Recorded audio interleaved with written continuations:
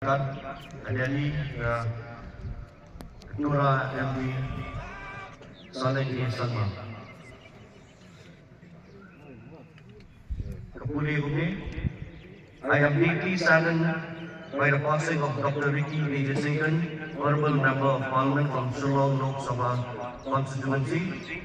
Dr. Singhan was a God-fearing man whose life reflected his deep faith in Christ.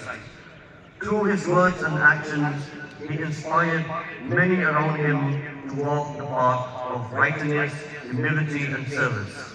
His public life was guided by values of dignity, honesty, and compassion, setting an example for all those entrusted with public responsibility.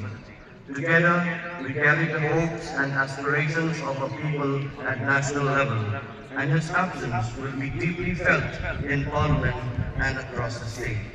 I extend my heartfelt condolences to the prepared family, friends, and loved ones of late Dr. Singhan. May his soul rest in peace, and may the Almighty grant strength, comfort, and solace to all who mourn this great loss. With deepest condolences, Sri Saleh A. Salma.